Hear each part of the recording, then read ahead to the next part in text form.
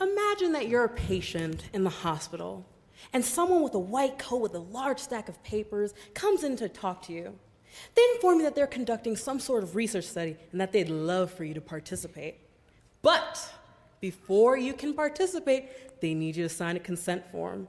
They then give some ambiguous details about the study, mentions that it's being conducted by someone, hopefully a doctor, and they also say that although you will not be directly compensated, your participation in the study will benefit society in some shape or form, maybe somewhere down the line.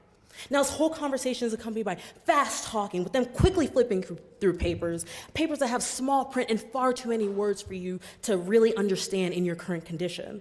And after a short time, the person then hands you a pen and asks if you want to consent to participate. Now, would you all participate in the study? Hopefully not. However, this is sadly how many people are consented into research studies. The problem with this process is that the individual being asked to participate in the study does not get the full picture of what is going on. The investigators, or those trained to consent people, do it in a poor manner that is not conducive to the individual's comprehension of the overall study.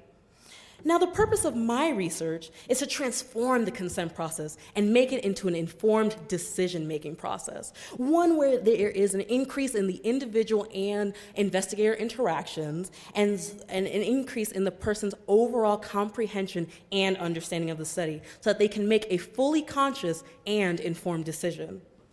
Typical consent forms are currently written at a 12th grade reading level, and they're full of jargon, they're bulky and very intimidating and very difficult to go through because they have a lot of information. You can imagine that something like this would be very difficult to read, especially for the general population that reads at a 6th grade reading level. Although there appears to be a lot of information in these documents, it is not informative. Now, the new informed decision-making document that I've created utilizes larger font and simpler text in order to increase the readability of the document and is adapted from a currently used consent form. Key information is reflected on the document in the form of bullet points to increase the readability so that more information can be explained directly by the investigator. Finally, I make use of visuals such as timelines and graphs and other images so that more information can be translated in a form that can be more comprehensible and informative to the individual. Now, with these steps, the person can then make an informed decision as to whether or not they want to participate in their study. In conclusion, there must be a move from consenting to informing.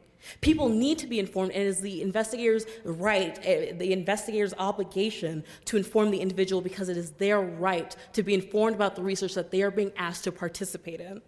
Now, with my study, I at least hope to accomplish the goal of making the consent process much more informative. Thank you.